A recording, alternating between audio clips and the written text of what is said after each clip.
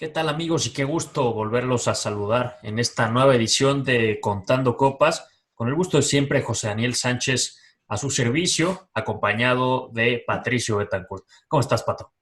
Pues muy bien, muy feliz, Dani, gente que hace el favor de escucharnos y hoy tenemos a un invitado de lujo, medallista internacional en múltiples ocasiones en tiro con arco, ya sea Juegos Centroamericanos, Panamericanos, Copas del Mundo, Campeonatos del Mundo, además ingeniero industrial, director de una empresa de eSports, entre muchísimas otras cosas. Estamos hablando de Juan René Serrano. Qué gusto tenerte acá, gracias por el tiempo, Juan René. Hola José Daniel, hola Patricio, muchísimas gracias, muchas gracias a ustedes por esta invitación. Es un gusto para mí poder compartir esta charla con ustedes. Sí, si me permites, Pato, la primera pregunta que tengo es, eh, tienes un perfil muy interesante, sin duda, muy relevante para lo que nosotros intentamos contar acá, tanto en Contando Copas como en Somos Copa, tanto por la parte de tiro con arco como por esports. Entonces, lo primero que me gustaría preguntarte es, ¿cuál te apasiona más de las dos? Al principio, vamos, cuando inicié con este tema de esports, sí me hice esa pregunta. Sí fue, ¿qué es lo que me apasiona más? Al final me ganó más el arco porque lo llevo toda la vida. Sí, me gustan los videojuegos y me encantó poder ser parte de una organización profesional y me encantó el haber podido dirigir un equipo. Sin embargo, pues mi corazón siempre está en el tiro con arco y tal cual es por el motivo que me regresé, que dejé de lado el seguir dentro de los esports para regresar a mi deporte. Hablando del tiro con arco, ¿cómo empiezas a practicar esta disciplina? ¿A qué edad y dónde? Porque sabemos que en los últimos años ha sido algo que se ha popularizado, pero quizá antes no era pues tan popular como otros deportes. ¿Cómo es tu inicio en este deporte? Yo inicié en el tiro con arco por mi papá. Mi papá fue arquero desde que tengo memoria. Realmente había arcos en la casa desde que nací, porque fue el año que él le inició a tirar con arco. Y fue él poquito a poquito quien me fue ayudando, me fue enseñando a entender el deporte y hasta los 13 años fue cuando ya tomé el deporte como algo más recurrente y en esta edad fue donde ya decidí. Vamos, a la edad de 13 años no puedes decidir muchas cosas, pero decidí que podía hacer el tiro con arco mi deporte favorito y en eso se convirtió. ¿En qué momento empiezas a darte cuenta tú solito, más allá de lo que la gente te dijera, entrenadores, tus padres, etcétera, tú solito cuando dijiste, puedo convertirme en uno de los mejores arqueros del mundo? A lo mejor como esa pregunta no la tuve, más bien esa respuesta, esa idea no la tuve de inmediato. Creo que eso se fue dando poco a poco, alcanzando metas pequeñas. Lo que sí te puedo decir es que recuerdo que llegué eh, después de haber yo tenido de entrenamiento menos de 4 o 5 meses, llegué a un campo de tiro donde ya había varios arqueros que ya llevaban un par de años, ya llevan 2 años y ya habían estado en entrenamiento y era como eh, más en forma y yo simplemente había estado entrenado por cada 15 días, una vez cada 15 días y algo así muy simplemente por lúdico, algo muy lúdico y les gané. Entonces fue así como darme la realidad, darme cuenta de que, bueno, ya me pude comparar contra chavos que eran mayor que yo, personas que ya tenían más desarrollo, personas que ya estaban entrenando y yo simplemente venía de practicarlo cada 15 días al fin de semana y ahí fue donde me llamó muchísimo la atención, fue como, ok, quiere decir que tengo aptitudes para esto, quiere decir que puedo hacer algo bien. Entonces me gustó muchísimo esa sensación y dije, bueno, vamos a darle. Y de ahí pasaron más de 20 años.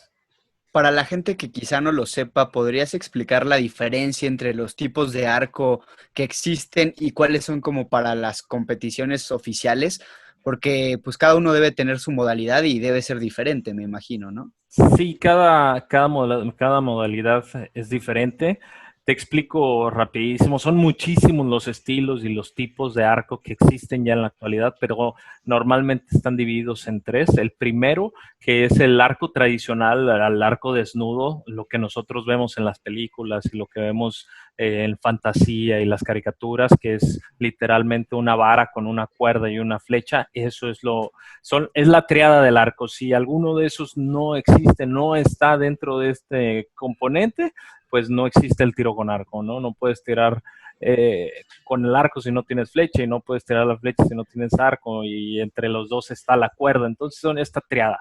Después de ahí ya empieza a modificarse y empieza a entrar la historia, la mecanización y vamos, la tecnología, y es donde llega el arco recurvo, por su nombre, que las ramas o palas están recurvadas, por eso se le llamó arco recurvo.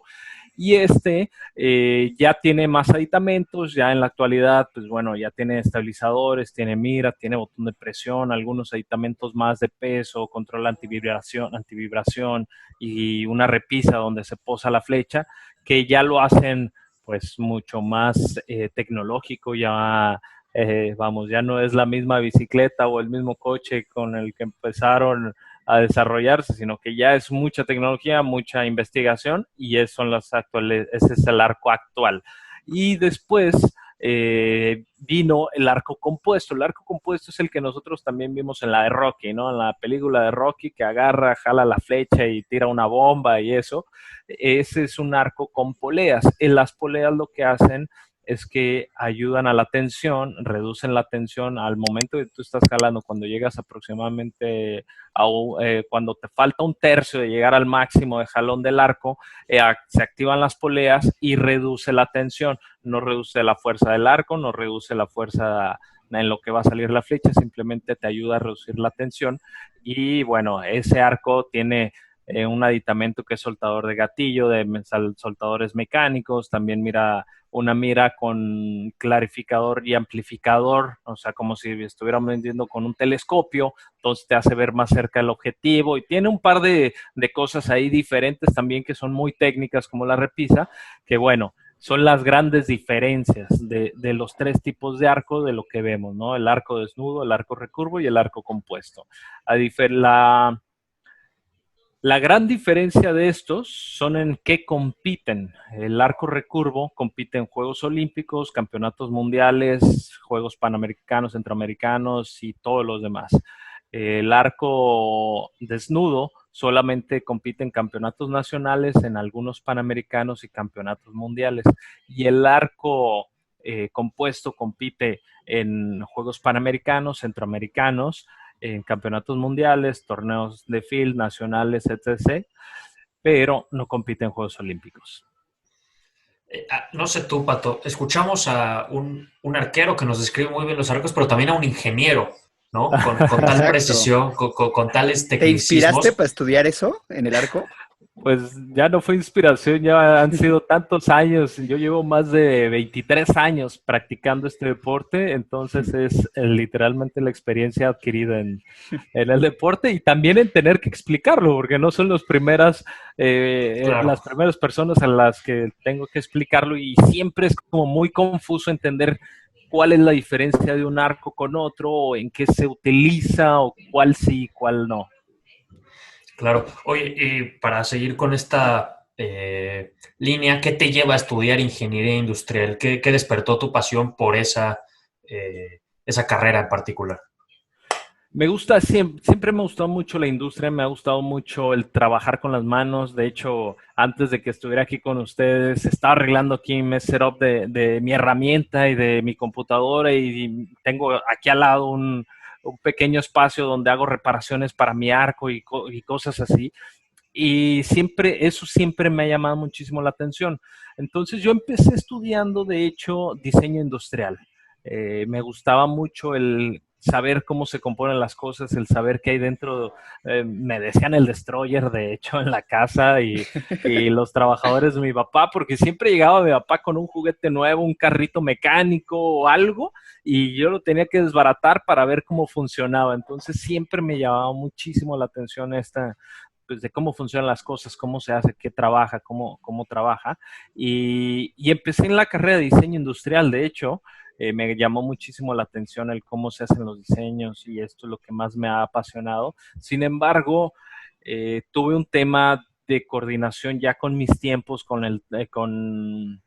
vamos, no me daba a mí la energía ni tampoco me pude organizar de la mejor manera para poder tener un buen rendimiento en mi deporte y en la escuela.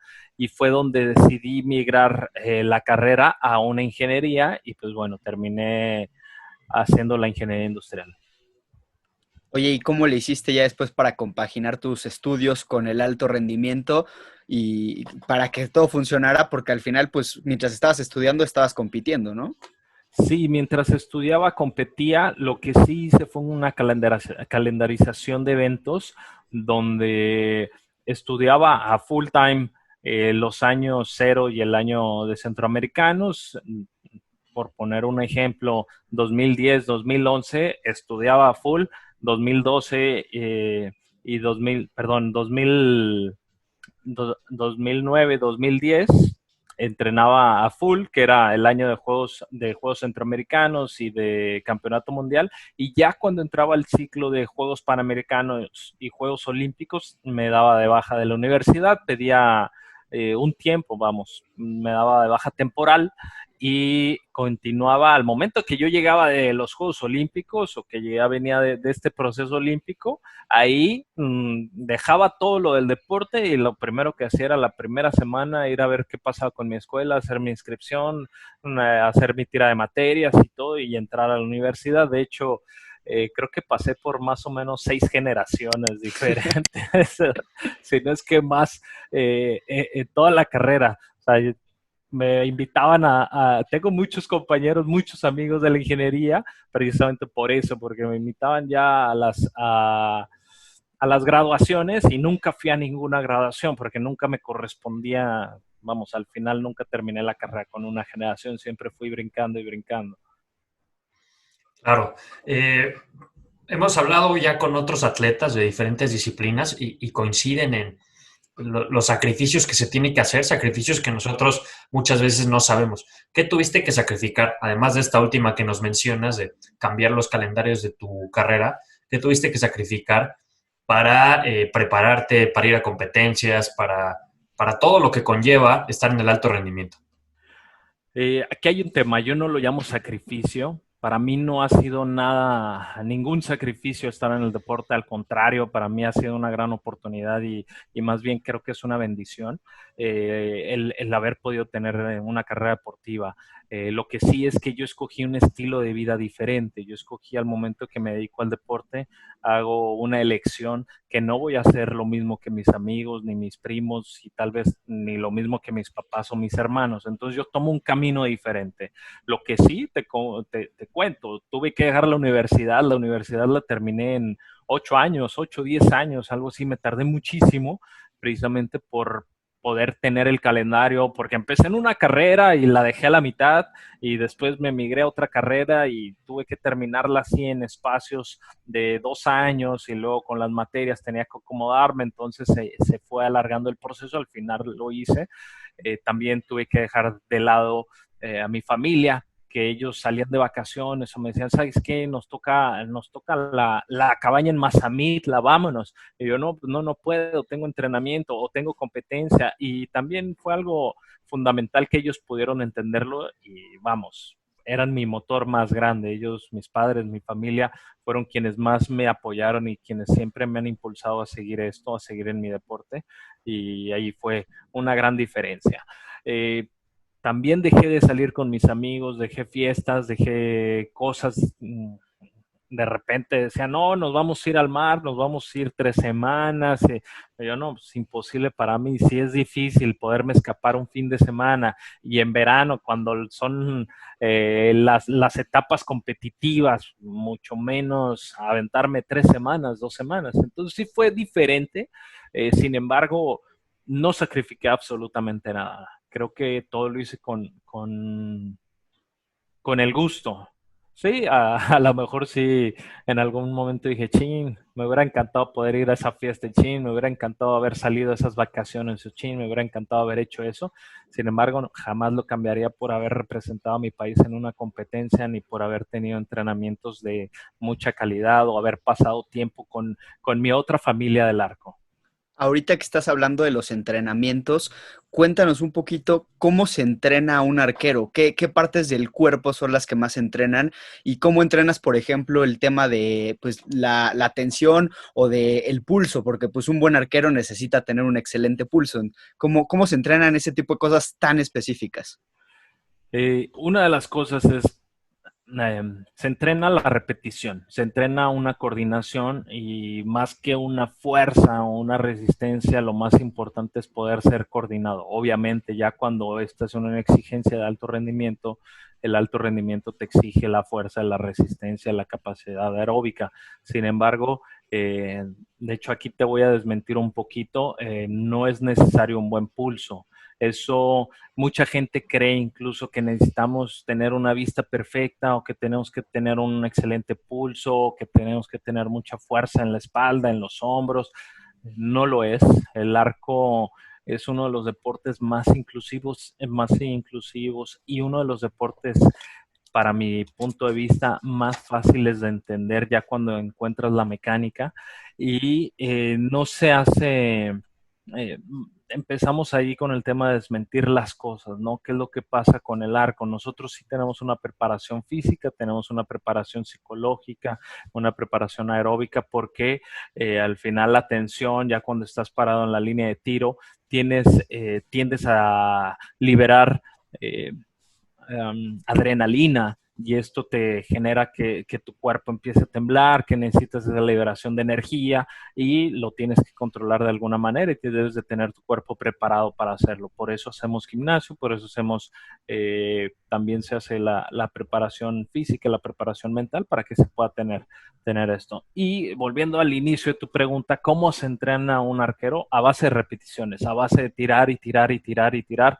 No hay nada mejor para el tiro con arco que tirar. O sea, no puedes obviar y no puedes decir, ejemplo, voy a hacer mucho gimnasio y con esto me va a dar para poder tirar 3 puntos más en una ronda. No, es imposible, no, está fuera de lo que se conoce, de la práctica y absolutamente nadie ha podido comprobar lo contrario. Hasta ahorita, tal cual, el tirar más, el tirar mejor calidad, el tirar mejor precisión es lo que da la consistencia y es lo que da las competencias y vamos, los triunfos. Hablabas de tu otra familia. Me imagino el equipo de tiro con arco, los que muchas veces, los que estamos de este lado, vimos en la televisión, veíamos que tenían buen ambiente, ¿no? Eso, ¿cómo lo describirías? ¿Qué, qué sensación te daba estar bien acogido por tus compañeros?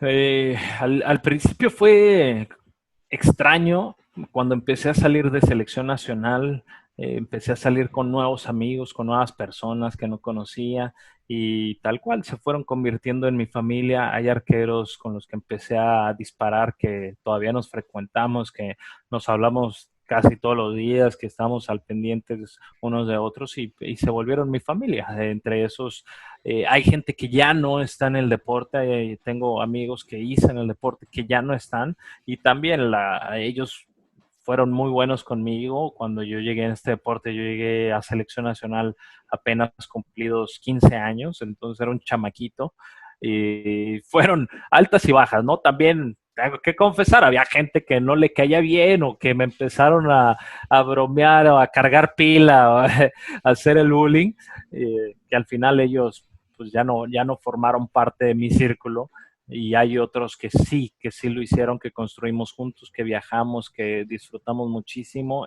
La verdad es que he pasado por muchas selecciones nacionales, hice 20 años de selección nacional, en los 20 años conocí, disfruté, hice nuevos amigos, hice mucha familia en el tiro con arco y hay muchísimos que están todavía por ahí y obviamente siempre estamos en contacto.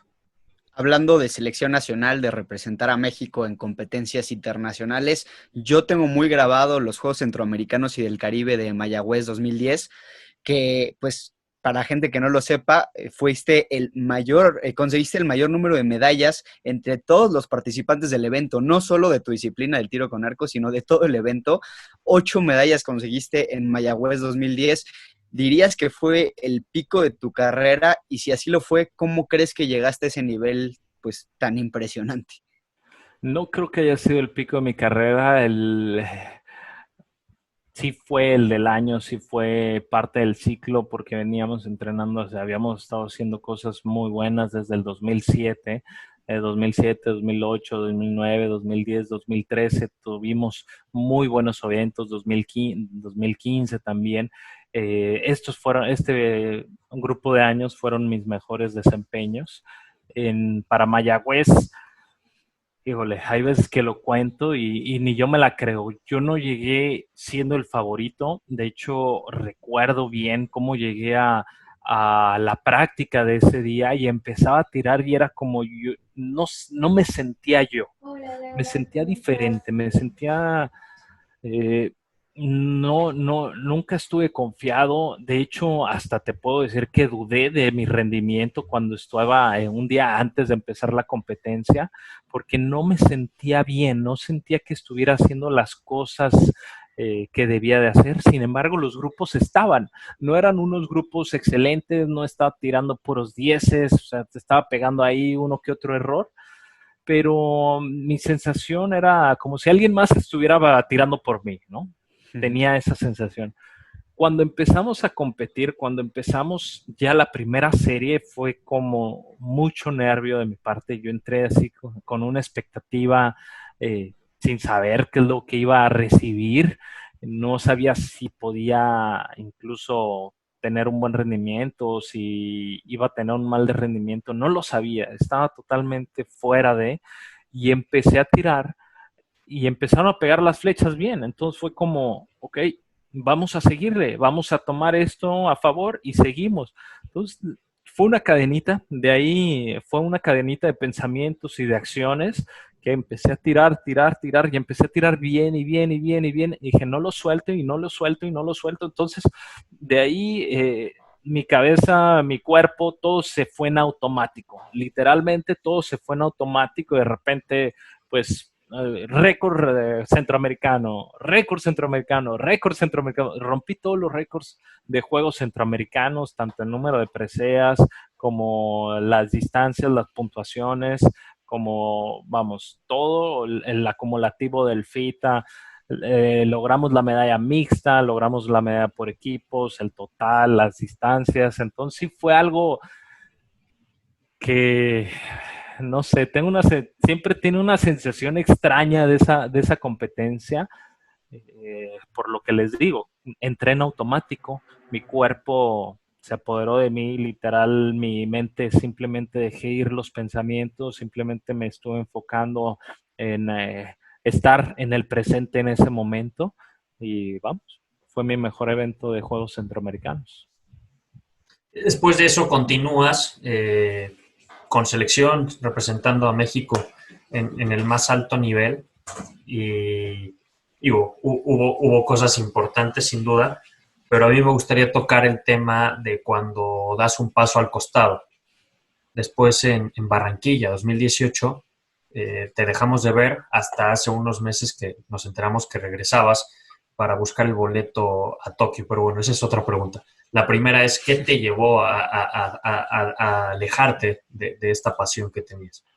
Lo que me llevó a alejarme del tiro con arco ese año fue el Campeonato Mundial de México 2017, Ciudad de México. Ese campeonato mundial estábamos entrenando con Eduardo Vélez y Sang Hyun Lee y estamos preparándonos para llegar de la mejor forma a ese torneo. La World Archery, nosotros, un grupo de especialistas, hacemos la mancuerna con World Archery y se me da a mí la batuta de director del evento o director ejecutivo director técnico del evento.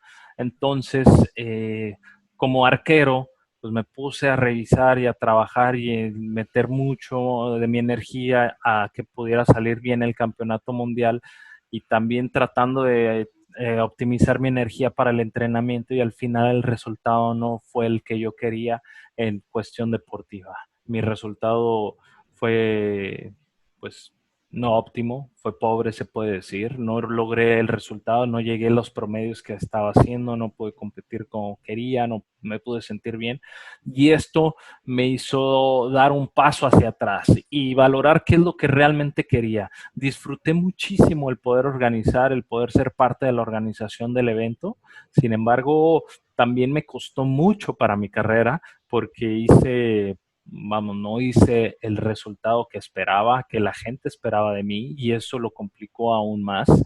Eh, y fue aquí donde dije, bueno, voy a seguir entrenando, voy a tratar de llegar a Juegos Centroamericanos de Barranquilla, pero justo en ese tiempo, cuando termino el campeonato mundial, entra este tema de los esports. Justo, de hecho, me habían dicho, oye, tengo un proyecto para ti, pero quiero que sea después del campeonato mundial, lo platicamos. Entonces, ya cuando terminamos el campeonato mundial, viene este proyecto y fue así como, sí, sí, lo quiero, me interesa, lo quiero, porque ya lo había estado, es algo que yo ya traía en mente desde el 2015, ya llevaba 2 años ahí dándole vueltas, entonces es cuando me lo presentan, es sí, sí quiero, y decidí en ese momento decir, bueno, voy a seguir entrenando, si quedo para centroamericanos, me dejo en pausa lo del tema de los esports y me voy de lleno para centroamericanos. Si no quedo para centroamericanos, me dedico a los esports y le doy un punto final a mi carrera.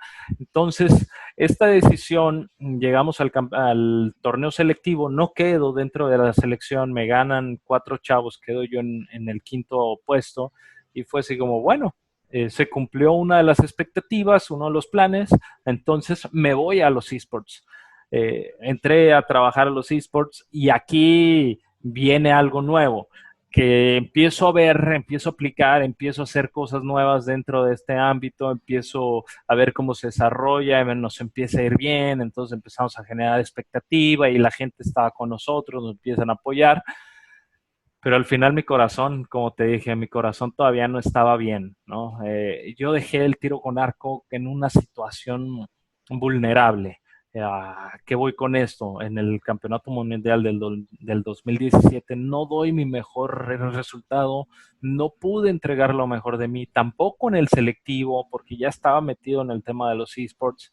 Entonces fue como, le debía algo, me debía a mí, algo me debía yo y también le debía yo a mi deporte. Me sentí de alguna manera como un traidor al momento que empecé a hacer lo de esports, porque era cómo vengo a organizar algo que no está relacionado con lo que siempre he hecho, con los tantos años que llevo en el tiro con arco. Entonces sí me quedaba esa pequeña espina y incongruencia dentro de mi pensamiento. Entonces, se me da una oportunidad para empezar a trabajar para el tiro con arco y la tomé. Tal cual, empecé a trabajar nuevamente dentro de tiro con arco, la tomé. Esa oportunidad tuvo unos problemillas ahí que salieron totalmente, o sea, no fueron parte mía, sino ya del tema de la organización. Total, que se vino abajo todo el proyecto y me quedé como el perro de las dos tortas, sin un tema de los esports y tampoco con el tiro con arco. Entonces, en este momento fue cuando decidí regresar a tirar, a regresar a competir. Había una competencia que estaba a una semana de distancia, me puse a entrenar, la gané y de ahí se vino otra historia. Entonces podrías decir que no te costó mucho trabajo regresar si después de un break que te tomaste pudiste ganar.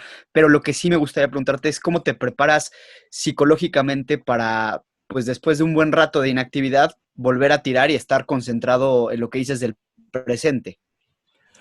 Pues me tuve que acostumbrar rápido al entrenamiento. No me costó tirar porque ya era algo que lo estaba haciendo por muchísimos años. Es como, Caminar. vamos, caminar, sí, literalmente puedo agarrar un arco y empezar a tirar después de meses. Me di cuenta que hasta incluso después de años simplemente agarrar un arco y volverlo a tirar y se me hacía fácil, ¿no? Ya de que empezar a rendir es muy diferente, una rendición competitiva ya es muy diferente, ya incluyen muchas otras cosas. Y pues me tuve que preparar de la misma manera con la que competía de psicológica, vamos, de la misma manera con lo que trabajaba en mi aspecto psicológico, ahora tuve que hacerlo. La pequeña diferencia era que ahora lo hacía mi preparación mucho más fácil, lo disfruté mucho más. La verdad es que el haber dejado ese tiempo de tirar me dio mucha tranquilidad. Cuando regreso, me encanta mi regreso, empiezo a tirar, empiezo a disfrutarlo, empiezo a a sentir lo que no había sentido en muchos años, lo que no había sentido en 5 o 6 años antes. Entonces esto me dejó mucha expectativa. Entonces fue donde dije, bueno, me gusta, siento que todavía lo puedo hacer. Decidí incursionar nuevamente a selección nacional. Dice que uno no aprende y siempre le gusta batallar y bueno, vamos otra vez a selección nacional. Y bueno, ahora ya de lleno, de vuelta en tu pasión, en el tiro con arco, tienes la mira puesta en Tokio 2020, bueno, que se recorrió por temas evidentes al 2021. ¿Cuáles son tus objetivos, tanto para Tokio como más allá de eso, en el ámbito del tiro con arco? Aquí viene ya la otra historia, la otra cara de la moneda. Yo tenía ya todo planeado, yo no recibo becas ni apoyos de gobierno ni de patrocinador. Vamos, ahí tengo patrocinadores que me apoyan, pero todo es en especie. Entonces, pues la vida continúa. Entonces yo tenía planeado todo mi gasto, todo ya fondeado para llegar a Tokio de este año, para hace 2 meses. Con este aplazamiento de un año más se me complica bastante. Empiezo a ver el tema de la pandemia, proyectos en puerta que tenía con mi empresa se paran totalmente.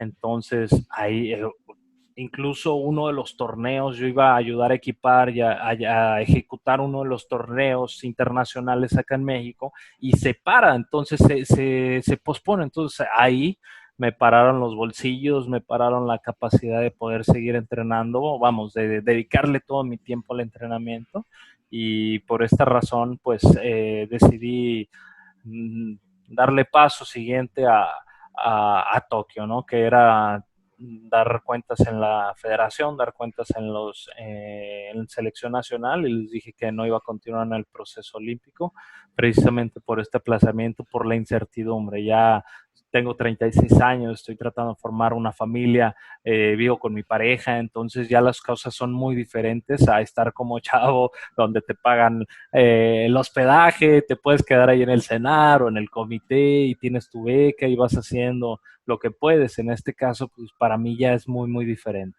Y justo ahorita hablando de lo que se puede entender como tu prioridad, que es ahorita tu proyecto de vida, el formar tu familia y algo que pues rebasa el deporte, que pues ya lo viviste, ya lo disfrutaste, ya fuiste a Juegos Olímpicos, tuviste buenas participaciones, preguntarte de aquí a futuro cómo te ves y qué te gustaría estar haciendo, porque pues sabemos que como has dicho, la vida sigue y el tiro con arco pues también va a seguir, ¿no? Yo voy a seguir involucrado en el tiro con arco, me encanta, me di cuenta que me apasiona muchísimo. Cuando dejé de esto y empecé a trabajar en otras cosas fue no, o sea, ¿qué estoy haciendo? El tiro con arco es lo que más me gusta, lo que más me apasiona y precisamente en eso estoy abriendo una academia, estoy haciendo todo para poder montar una academia. También tengo mi empresa que es de comercio deportivo, que es tal cual lo que me gusta y empiezo a trabajar en algunos otros proyectos ya relacionados al deporte, relacionados al tiro con arco, haciendo narraciones. Estuve narrando en Claro Sports, ahora estoy terminando de cerrar aquí un proyecto con la World Archery, con World Archery Américas. Entonces, voy con todo relacionado a mi deporte. ¿Cómo me veo? Me veo involucradísimo hasta el cuello, otra vez de tiro con arco, haciendo lo que más me apasiona. A lo mejor ya no como deportista, pero sí involucrado tanto en organización como en dirección y emprendimiento dentro del arco. Pues son buenas noticias eso, definitivamente. Qué gusto que nos hayas podido acompañar este ratito, la verdad. Esperamos que hayan disfrutado todos los que nos ven, nos escuchan esta charla tanto como nosotros. Agradecerte obviamente, Juan René, tu tiempo Gracias. y no sé si quieras agregar algo más. Muchísimas gracias a ustedes por el espacio. Les deseo muchísimo éxito en su programa. Y bueno, cualquier cosa, duda que tengan o que podamos aventarnos otra plática, con mucho gusto. Pues Muchas muchísimas gracias. gracias a toda la gente que hace el favor de escucharnos, de vernos. Este fue Juan René Serrano en Contando Copas. No olviden suscribirse, seguirnos en nuestras redes sociales, @JoseDaniel_San, @Betancourt Pato. La tuya, Juan René, aprovechando para que la gente esté al pendiente de ti. Mis redes sociales son @René Serrano en Instagram y J. René Serrano en Twitter. Y bueno, en mi Facebook me pueden encontrar como Juan René Serrano. Pues ahí está, para que estén al pendiente de un histórico de este deporte que a México le ha dado y le seguirá dando muchas alegrías.